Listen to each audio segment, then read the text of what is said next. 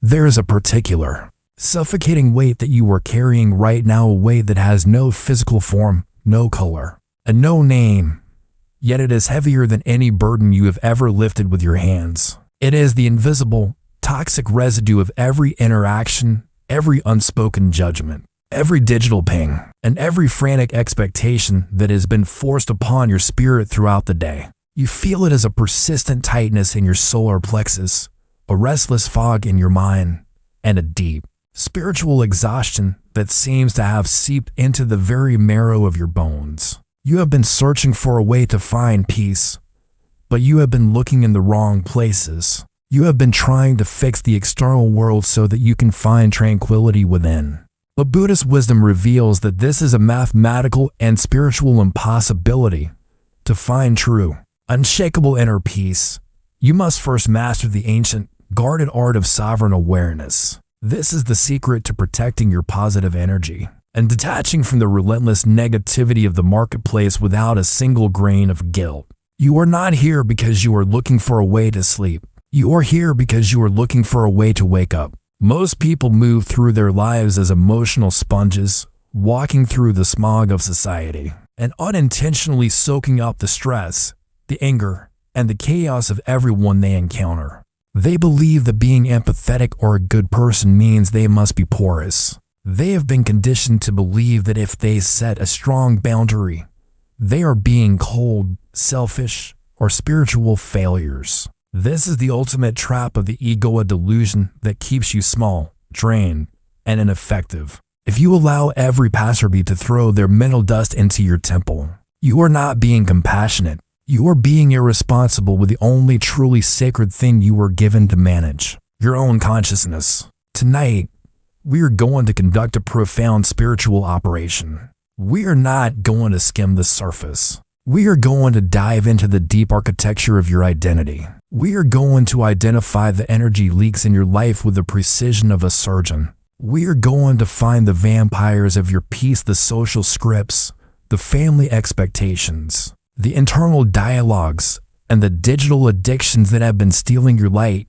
We are going to use the timeless, razor-sharp logic of Zen and the compassionate authority of the Buddha to build a fortress within you that no storm can breach. This is the path of the mastermind. This is the path to finding yourself in the middle of the noise. The anatomy of the social mirror. Let us begin by deconstructing the first and most dangerous barrier to your sovereignty, the myth of the social mirror. Since the very first moment you were old enough to recognize your own name, the world has been engaged in a relentless campaign to convince you that your value is a variable. You have been trained, like a laboratory animal, to believe that if the world praises you, your worth goes up, and if the world criticizes or ignores you, your worth goes down. This belief has turned your spirit into a hostage. You are constantly scanning your environment, reading the microscopic movements of others' faces, analyzing the tone of their voices, and obsessing over the subtext of their messages to see if you are safe. This state of hypervigilance is the greatest thief of your energy. It keeps your nervous system in a permanent state of high alert, as if there were a predator in the room with you at all times. This is why you feel so drained after a simple day at work or a social gathering. Your brain has been running a threat detection software in the background for 8 hours straight. But the masters of Buddhist wisdom have guarded a secret for centuries that can shatter this mirror in an instant. You are not the reflection. Imagine, if you will, a high and clear, silver mirror standing in the middle of a chaotic, muddy marketplace. All day long, intense events are unfolding in front of it. People are shouting. Mud is being splashed by passing carts.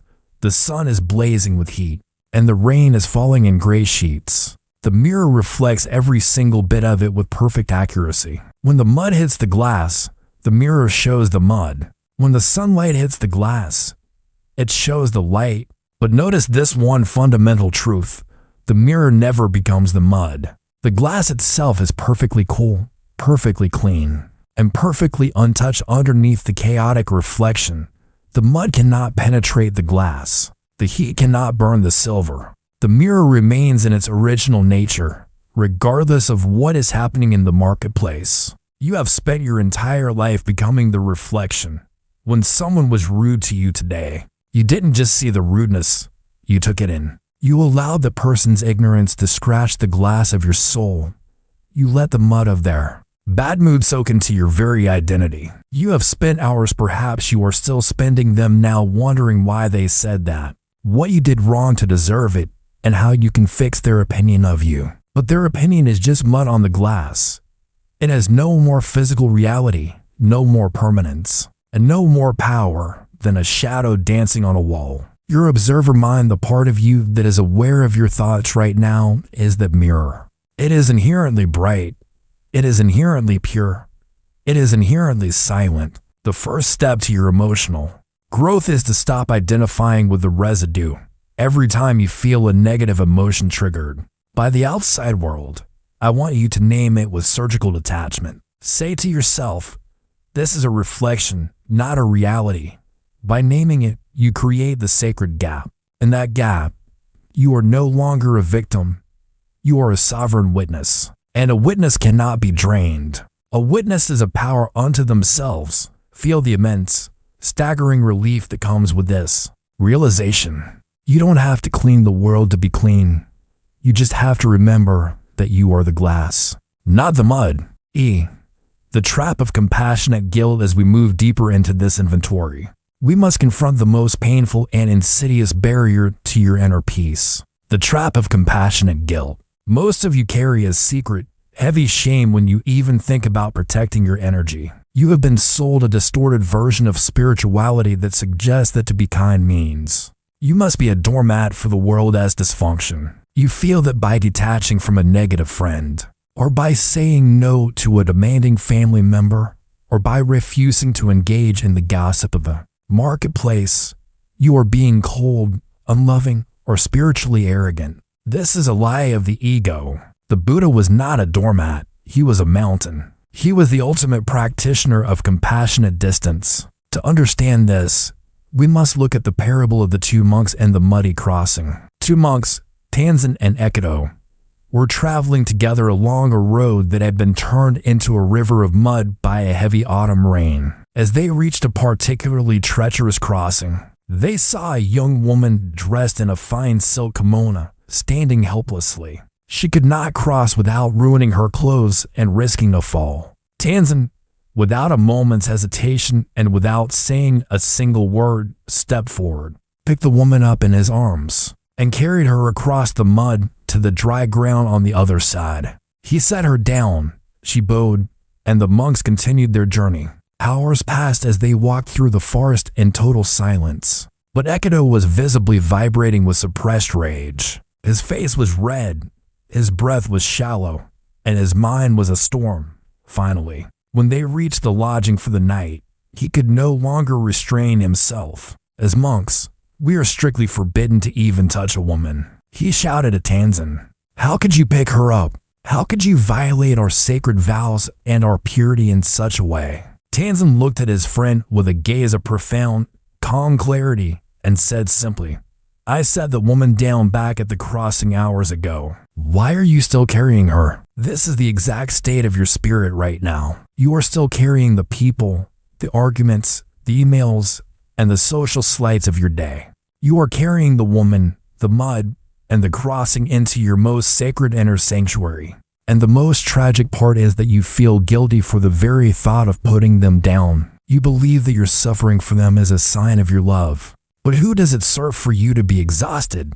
Who is helped by you being drained of your positive energy? To be of any real value to this world, to your family, your mission, and your purpose, you must first be whole. If you are a healer who is bleeding out, you cannot heal. If you are a light that has been smothered by the dust of others, you cannot guide. To detach is not to stop caring. It is to start caring effectively. When you protect your energy, you are building a lighthouse. A lighthouse does not run into the crashing waves to try and drag the ships to shore. If it did, it would be destroyed by the very sea it seeks to navigate. The lighthouse stays on the solid rock. It remains high, dry, and immovable. It shines its light so that the ships can find their own way. If the lighthouse falls into the sea out of sympathy for the ships, everyone is lost. Setting a boundary is an act of supreme love for your own soul and a moral duty to the world. 3. The logic of the empty boat. Now, let us examine a secret that can end 90% of your social anxiety in a single second. This is the logic of the empty boat. Imagine you are rowing your boat across a vast, foggy lake at the break of dawn. The world is silent and you are enjoying the rhythm of your own breath. Suddenly, out of the thick mist, another boat emerges, moving quickly and heading straight for you. It crashes into your small skiff with a violent thud, nearly tipping you into the cold water. In that instant, you are filled with a surge of righteous indignation. You are ready to stand up and scream at the person who was so careless, so blind, and so disrespectful of your space. You have already rehearsed the insults you will hurl at them. Your heart is pounding with the fire of victimhood. But as the fog clears and the boats drift closer, you see the truth. The other boat is empty. It was not steered by a person. It had simply broken loose from its moorings and was being pushed by the current and the wind. In that exact moment, what happens to your anger? It vanishes. It evaporates like the mist on the lake. Why? Because there is no target for it. You cannot be angry at an empty boat. You cannot demand an apology from a piece of wood. You simply reach out your hand, push the empty boat away, and keep rowing toward your own destination. The vast majority of people who have drained your energy today, the rude clerk, the passive-aggressive colleague, the critical stranger on the internet, are empty boats. They are not truly steering their lives. They are being pushed by the powerful winds of their own hidden trauma, their own deep-seated fears, their own exhaustion, and their own unconscious habits. They are not acting out of a conscious desire to hurt you. They are acting out of a profound lack of peace within themselves. They are drifting into you because they are unmoored from their own souls. When you realize that the world is full of empty boats, you stop taking the collisions personally. You realize that to be angry at an empty boat is a spectacular waste of your precious life force. You don't need to be angry at the boat, and you certainly don't need to bring the boat home and let it sit in your living room all night. You simply push it away with a hand of wisdom and keep rowing. Tonight, we are pushing the boats away. We are clearing the lake of your mind. We are reclaiming the sovereign awareness that knows that no external collision can define the quality of your internal silence. 4. The sovereignty of the sacred. No, this brings us to the foundation of your fortress, the sacred. No. In our modern, hyper-connected culture, we are taught from infancy to be compliant. We are taught that kindness is synonymous with agreeability. We are taught that to be nice is the highest social virtue. But nice is often just a mask for powerless. To protect your positive energy, you must cultivate the spiritual strength to say no to frequencies, people, and environments that do not serve your growth. This is not about being rude or aggressive. It is about being sovereign. Imagine you have a beautiful, quiet garden filled with rare and delicate flowers. If you do not build a fence around the garden, the deer will come and eat your blossoms, and the wind will blow the trash of the street into your paths. Building a fence is not an act of aggression toward the deer. It is an act of supreme love for the garden. It is a recognition that the garden has a right to exist in its own beauty. Your no is your fence. It is the boundary that allows your positive energy to bloom. When you say no to a toxic conversation, or no to an unreasonable demand on your time, or no to a social obligation that feels like a spiritual tax, you are saying yes to your own soul. You are honoring the one thing you were given to manage, your own consciousness. If you do not manage it, I promise you, the marketplace will manage it for you. If you do not set the frequency of your own heart, the world will set it for you, and it will be a frequency of anxiety and lack. Choosing your no is a moral choice. It is the choice to be a creator rather than a consumer of energy. As you sit or lie in this moment of reflection, I want you to feel the weight of this responsibility. You are the guardian of a sacred flame. If you let every passerby blow on it, the flame will flicker and eventually die. But if you protect it, if you shield it with the wisdom of non-attachment and the clarity of boundaries, that flame will become a beacon that lights the way for others. The The somatic release of the reaction. Notice the state of your physical vessel right now. Where are you still bracing for a collision that has already passed? Is there a tightness in your jaw? A rounding of your shoulders as if you are shielding your heart? A knot in your stomach? This tension is the physical manifestation of your reaction. It is your body's attempt to fight the empty boats of your day. It is the social armor you have been wearing to survive the marketplace. Breathe into those areas now. Imagine your breath is not just air, but a warm, golden liquid light that is slowly melting the armor. You do not need the armor in the sanctuary of the now. The now is the only place where your power resides. The past is a graveyard of memories. It has no physical power over you unless you go there and dig them up. The future is a phantom of projections. It cannot hurt you unless you give it your life force. But the now is a field of infinite potential. In the now, you are clear. In the now, you are balanced. In the now, you are the master of your gates. VI, the secret of the uncarved block to deepen this sovereignty. We must explore the Zen secret of the uncarved block, known as Pu. This is the state of original, unshaped potential. Think of your life as a magnificent piece of rare timber. Since the moment you were born, the world has been trying to carve you. Your parents carved you with their expectations of what a good child looks like. Your teachers carved you with their definitions of success. The marketplace carved you into a consumer, a competitor, and a warrior. Every time someone judged you or disrespected you, they left a deep mark on the wood. By the time you reach this moment, you have become a complex, jagged shape, a shape with 1,000 hooks that catch on every negative word, every social media post, and every stressful deadline. You feel drained because you are snagged on the world. But Buddhist wisdom tells us that beneath all those carvings, the uncarved block still exists. It is your original nature. It is the part of you that is perfectly simple, perfectly smooth, and perfectly whole. Tonight, we are performing a spiritual planing. We are smoothing away the carvings of your day. We are erasing the shapes that the world has forced upon you. You are no longer a success or a failure. You are no longer someone who was wronged. You are returning to the state of pure potential. Imagine your name, your history, and your roles falling away like old, dry bark. What remains is a solid, silent, and indestructible core. When you are the uncarved block, the world has nothing to catch onto. Insults slide off you like rain off a polished stone. Guilt cannot find a place to sit. You are not defending your peace. You are simply being your peace. This is the first secret of the final gate.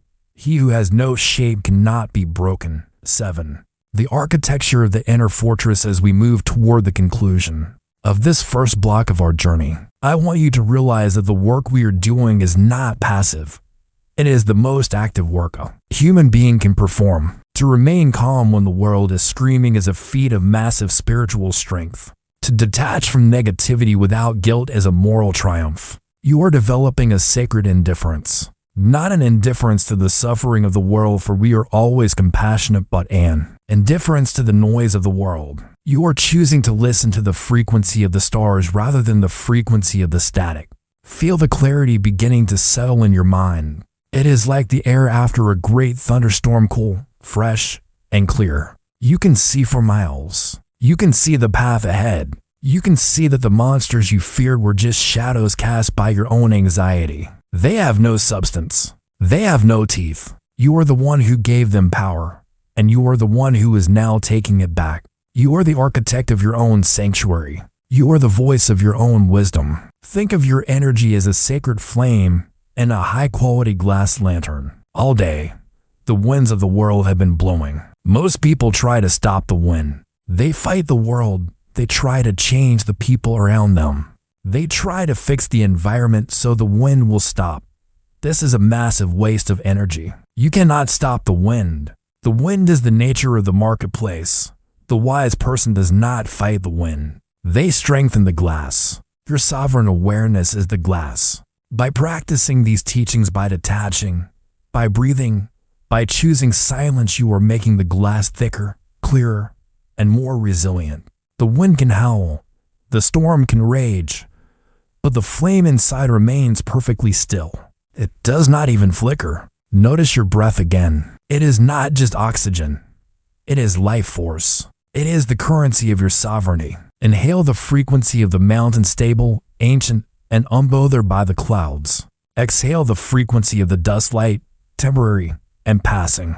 You are the mountain. The people who upset you, the news that scares you, and the stresses that weigh you down are just the dust. Why would a mountain argue with the dust? Why would the eternal be bothered by the temporary tate? The alchemy of silence. We often believe that the best way to handle negativity is through words. We feel that if we can just find the right sentence, the right argument, or the right explanation, we will finally be understood and our energy will be restored. But in the realm of energy, protection, words are often the lead. Every time you try to justify your peace to someone who is committed to causing chaos, you are handing them more of your life force. There is a profound and secret: silence is the highest form of self-defense. Silence does not mean you have nothing to say.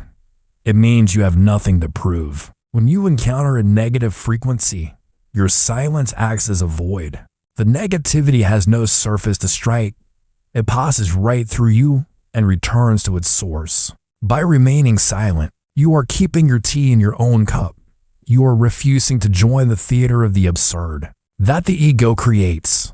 Tonight, I want you to practice the inward turn. Take all the words you wanted to say today, all the clever retorts, all the defenses, all the explanations, and dissolve them in the fire of your own awareness. They are not needed here, in this sanctuary. There is no one to convince. You already know your truth. You already know your worth. You already know that you are a sovereign being.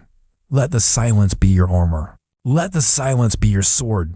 In the quiet, you find the strength that the marketplace can never take from you.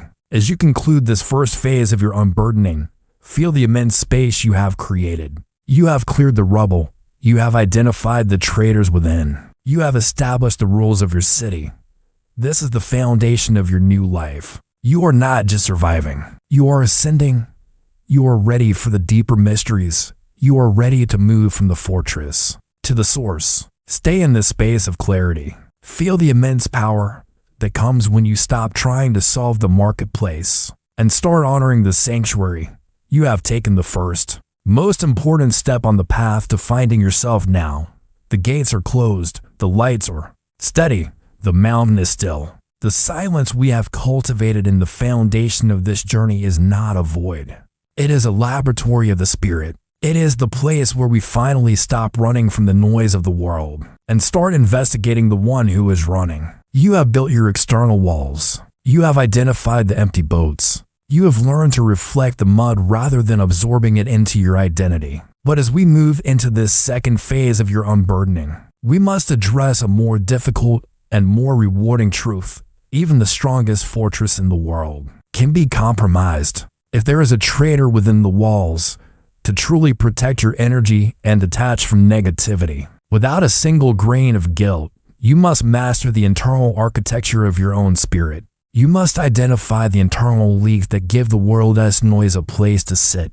Why does a sharp word from a stranger haunt you for 3 days? Why does the judgment of a peer feel like a physical weight in your chest, even after you have intellectually told yourself it doesn't matter? The answer lies in a secret that the marketplace thrives on keeping hidden, the secret of the social mirror. Since the moment you were old enough to recognize your own name, you have been conditioned by a society that functions on your insecurity. You have been taught that your value is a performance, a fluctuating currency that rises and falls based on the whims of others. We have built ourselves out of the opinions of people who do not even know their own hearts. This makes your positive energy a hostage to your environment.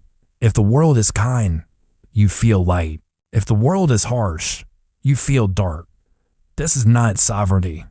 This is dependency. And dependency is the absolute opposite of the Buddhist path. Tonight, we are going to perform a moral audit of your internal mirror. We are going to look at the hooks you have placed in your own soul hooks that allow the negativity of others to snag you and pull you out of your center. The most dangerous hook, the one that causes the most spiritual exhaustion, is the need for external validation. When you have a hole in your heart that can only be filled by the approval of others. You are essentially handing the remote control of your nervous system to the world. You are saying to the marketplace, please tell me I am worthy, and I will give you my peace in exchange. This is a losing trade. Every time. Buddhist wisdom teaches the path of upekkha, or equanimity. This is not a state of being cold, distant, or unfeeling.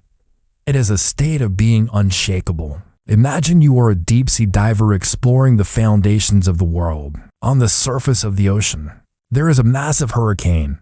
The waves are 50 feet high. The wind is screaming, and there is total chaos. Debris is floating everywhere. But if you dive down just 30 feet below the surface, the water is perfectly still.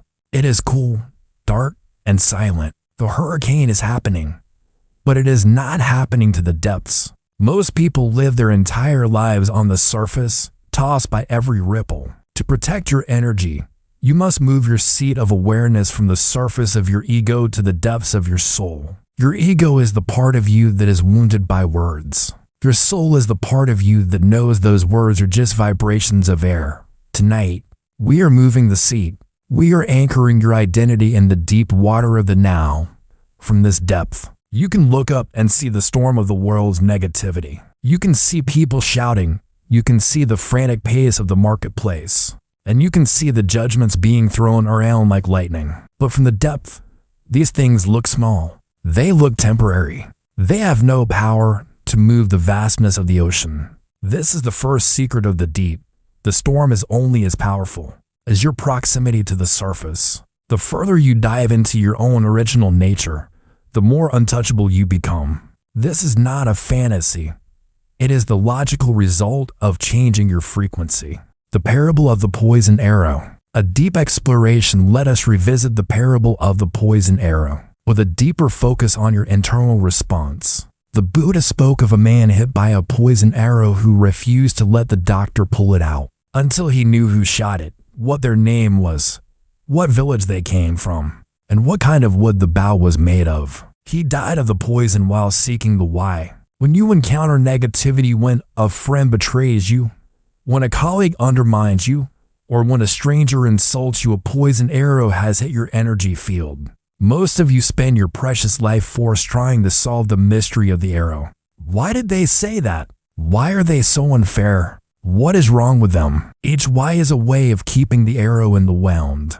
Every time you ruminate on the negativity, you are twisting the arrow. You are letting the poison of their ignorance circulate through your nervous system, inflaming your heart and clouding your wisdom. The sovereign act, the master's act, is to pull the arrow out immediately. You do not need to understand the ignorance of others to heal from it. You do not need an apology to be at peace. You do not need closure from the person who hurt you. Closure is something you give yourself by choosing to live. The moment you stop asking why and start asking what is my truth right now, you have reclaimed your energy. Say to yourself, the arrow is out. The wound is clean. My silence is the medicine. Feel the immediate release in your chest. You are choosing your life over your logic. You are choosing your peace over your curiosity. This is the second secret of the sovereign.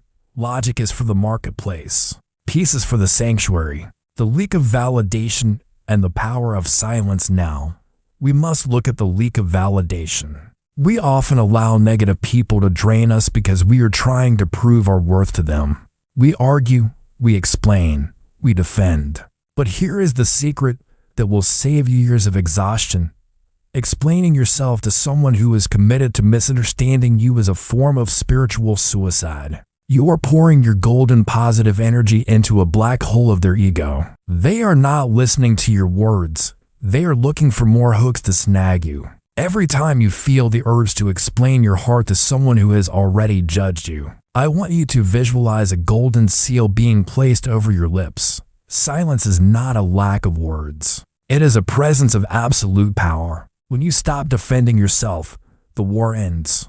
Not because you won, but because you left the battlefield. You are essentially saying, my truth is not up for debate. My worth is not a topic of conversation. You can have your opinion, but you cannot have my energy. This is the highest form of detachment. It is the realization that your internal light is self-sustaining. It does not need the permission of the world to shine. Focus your attention now on your solar plexus, the space just above your navel, and the geography of your spirit. This is the city hall of your personal power. This is where you store your will.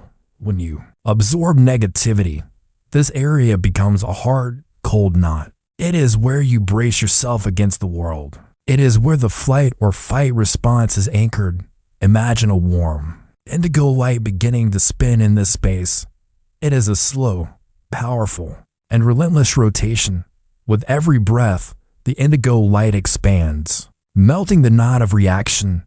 Imagine that you are breathing into a large, soft balloon in your belly. As the balloon expands, it pushes away the walls of your anxiety. You are creating space. You are realizing that there is a vast distance between what happens to you and how you feel. In that distance lies your absolute freedom. If you can stay in that gap, you are untouchable. The world can throw its spears, but they will all land in the gap. They will never reach the city hall of your spirit. Healing the inner critic, let us look at the shadow of the inner critic.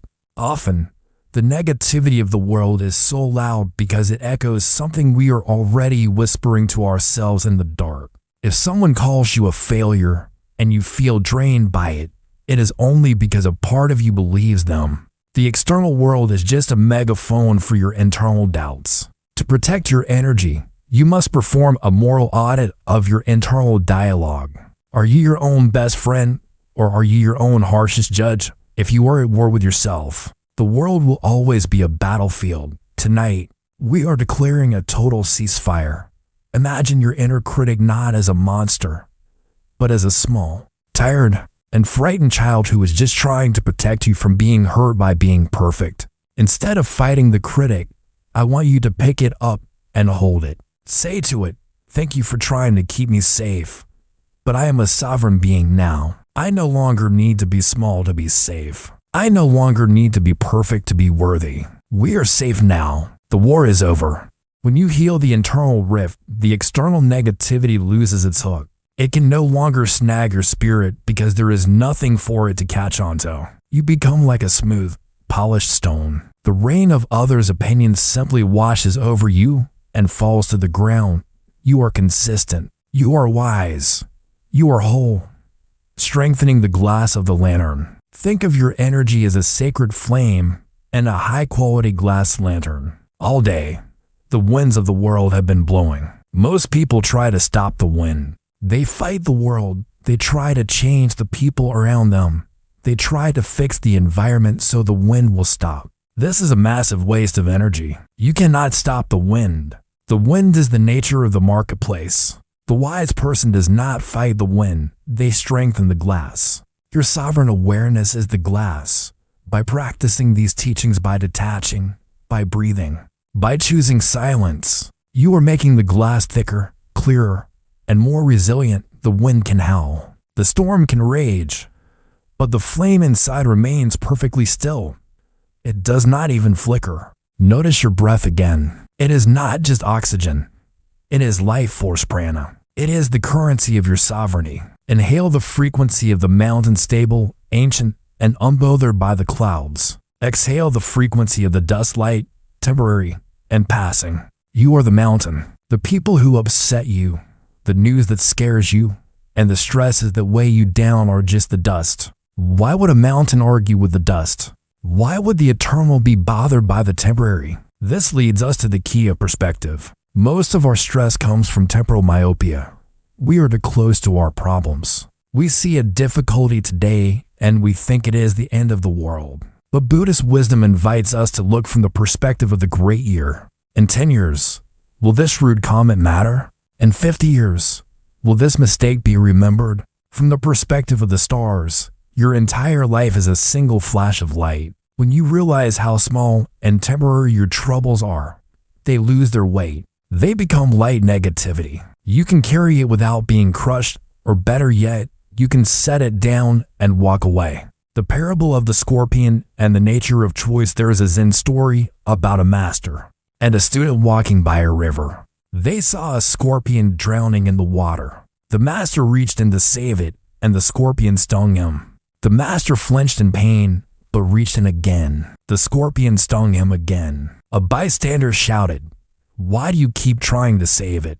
It's just going to keep stinging you." The master replied, "It is the nature of the scorpion to sting. It is my nature to be compassionate. Why should I let its nature change mine? This is the ultimate test of energy protection.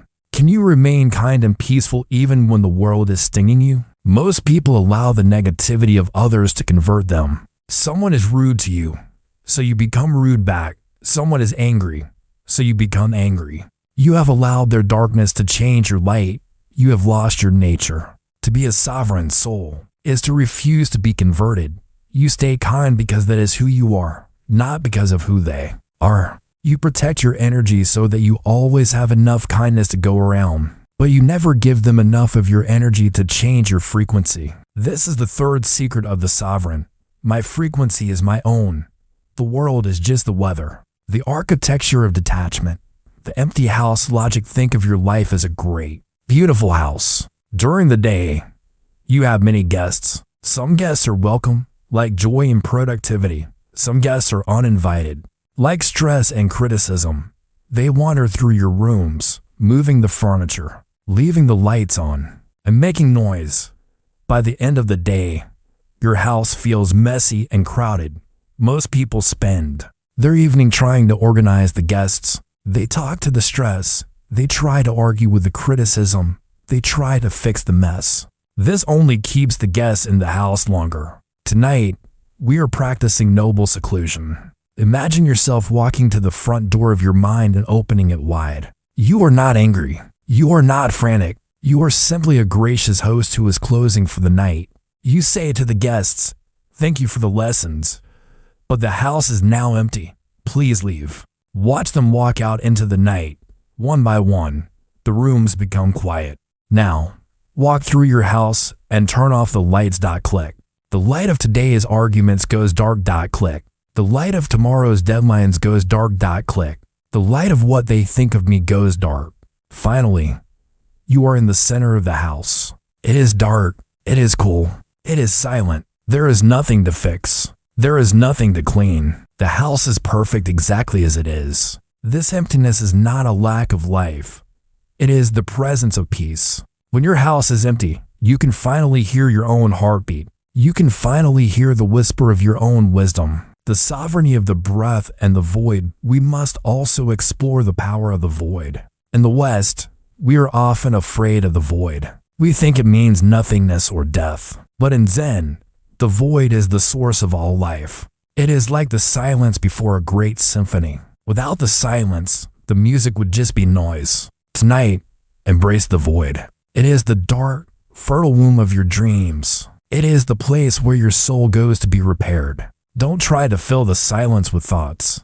Don't try to fill the dark with images. Let the void be void. It is the most nutritious state you can be in. Drink the silence. Soak in the darkness. You are returning to the state you were in before you were born, a state of perfect, unconditioned peace. This is the secret of the empty vessel. Only that which is empty can be filled.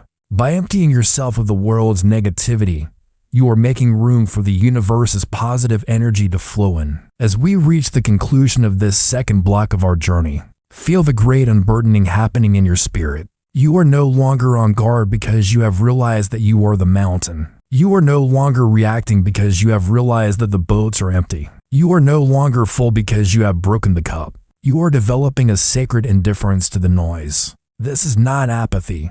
It is the highest form of spiritual focus. It is the ability to say, "The world is loud, but I am silent. The marketplace is frantic, but I am still.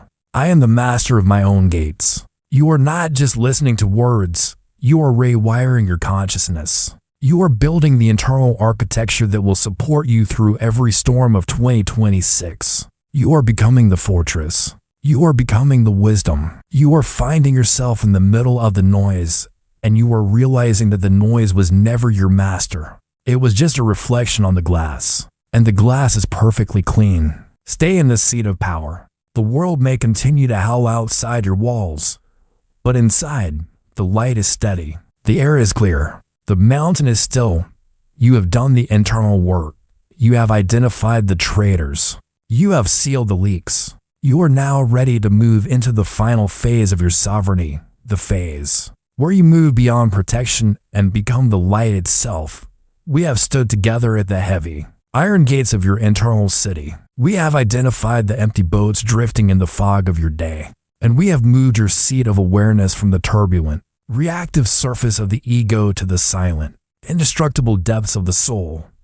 But there is one final threshold we must cross to complete your transformation. This is the most guarded secret of the masters, the transition from protecting your energy to becoming the source of it. When you are merely protecting your energy, you are still operating in a state of subtle defense. You are still acknowledging that the negativity of the world has the power to harm you, and you are using your strength to hold up a shield. But the true sovereign, the one who has found themselves in the middle of the noise, realizes that a shield is a heavy thing to carry. The ultimate state of Buddhist wisdom is to become like a candle. In a dark room, the candle does not fight the darkness.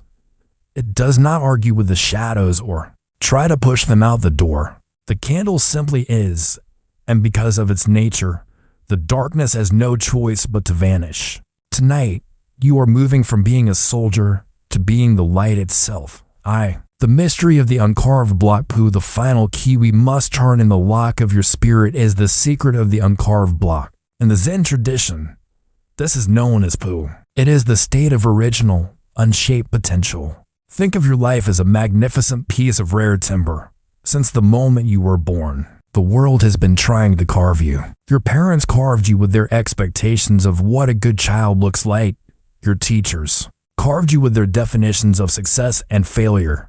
The marketplace carved you into a consumer, a competitor, and a warrior. Every time someone judged you, disrespected you, or tried to manipulate your emotions, they left a deep, jagged mark on the wood. By the time you reach this moment, you had become a complex, layered, and often exhausted shape, a shape with 1,000 hooks that catch on every negative word, every social media post, and every stressful deadline. You feel drained because you are snagged on the world. But Buddhist wisdom tells us that beneath all those carvings, the uncarved block still exists. It is your original nature. It is the part of you that is perfectly simple, perfectly smooth, and perfectly whole.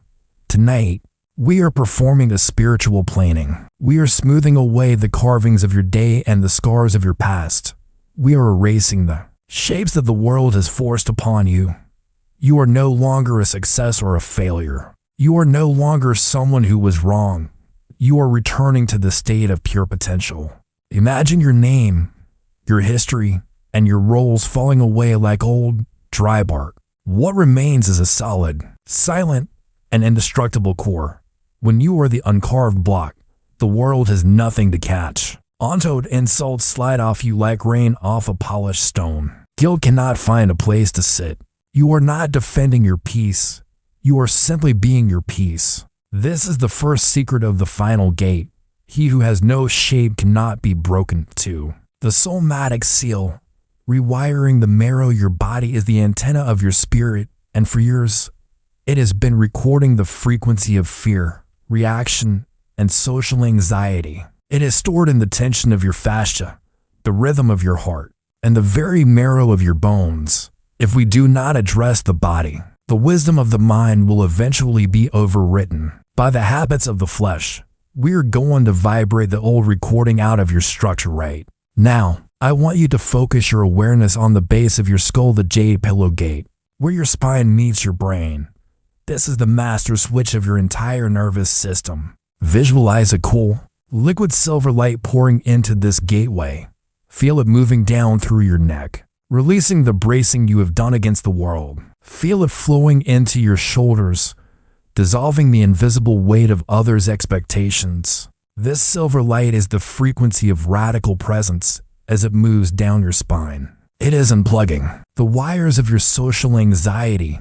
It is disconnecting the alert signals that have been firing in your brain all day. Move the light into your hips, the place where we store our deepest, most ancient survival fears and tribal traumas. Imagine those knots of tension simply untying themselves. Your legs are becoming heavy, like ancient stone pillars. Your feet are becoming one with the earth. You are grounded. You are anchored. You are no longer a leaf in the wind. You are the tree that the wind cannot move. Feel the incredible density of this peace. It is not a light feeling. It is a powerful feeling. It is the weight of a mountain. The parable of the shattered cup. Consider the parable of the teacup, but listen to it with the ears of a sovereign. A master was once pouring tea for a scholar who was full of his own opinions, his own stress, and his own importance. The master kept pouring until the tea overflowed the cup and spilled onto the floor. The scholar shouted, "Stop! It is full. No more will go in." The master replied, "Like this cup, you are full of your own noise. How can I show you the way unless you first empty your cup?" Most people are afraid of the empty cup. They think emptiness means loneliness, boredom, or a lack of purpose.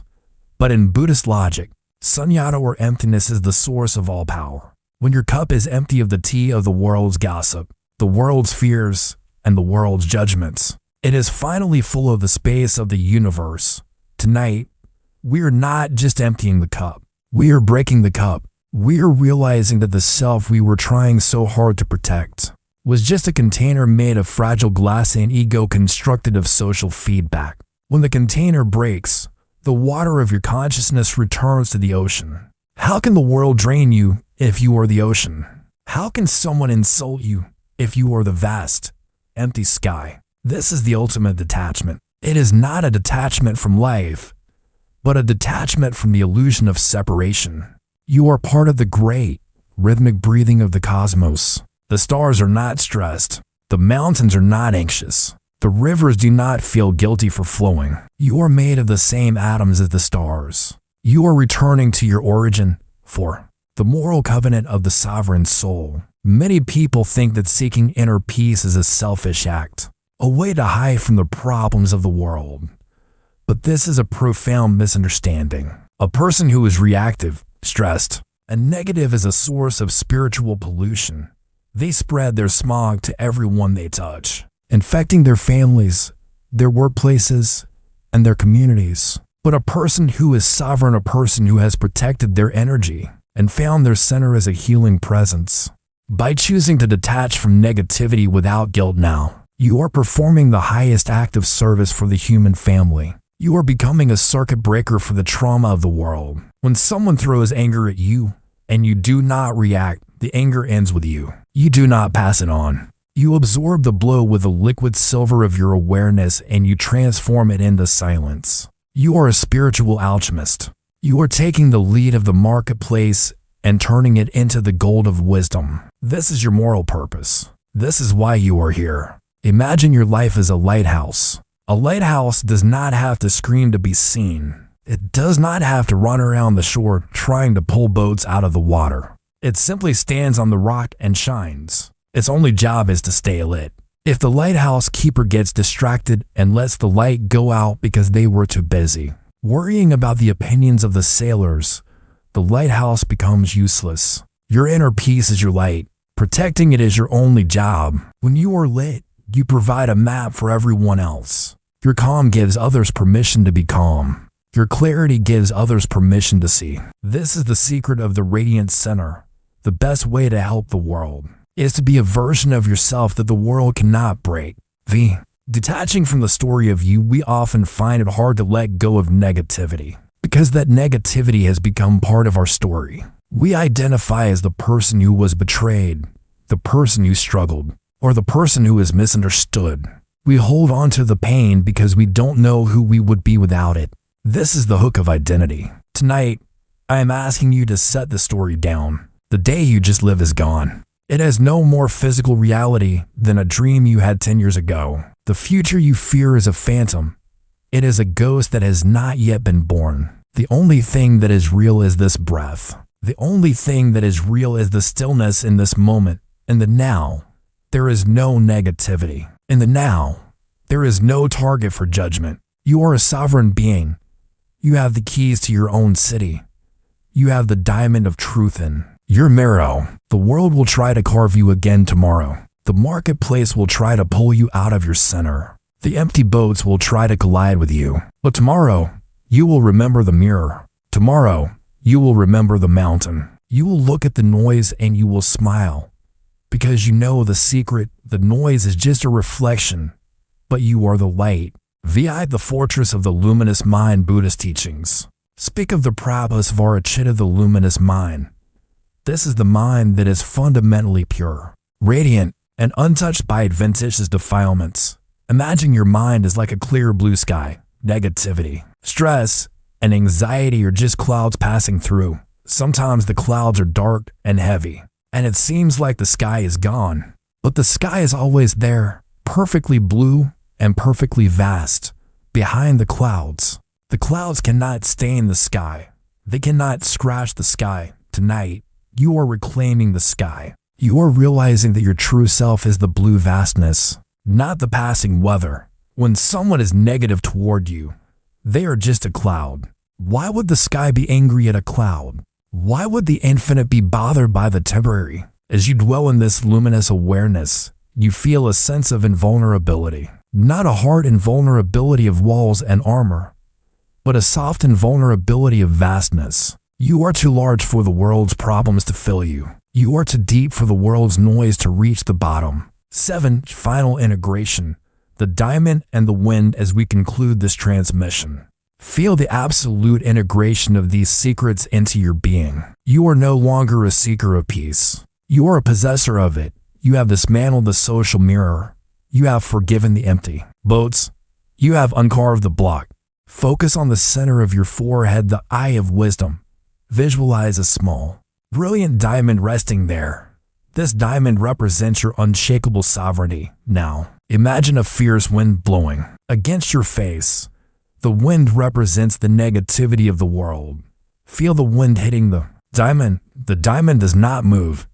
It does not flicker. It simply stays brilliant and hard, reflecting the light in every direction. You are that diamond. You are consistent. You are wise. You are the master of your gates. Stay in this frequency. Feel the clarity in your mind like a high mountain lake at dawn. Feel the warmth in your heart like a steady, ancient sun. Feel the stability in your bones like the roots of a 1,000-year-old oak. You have found yourself in the middle of the noise, and you have realized that the noise was never your master. It was just a teacher, showing you exactly where you needed to build your fortress. The work is done. The fortress is built. The uncarved block is revealed. You are now a master of your own energy. Go forth with the eyes of the Buddha and the heart of a lion. The path is clear, and the power is yours. You are the light. You are the silence. You are the sovereign.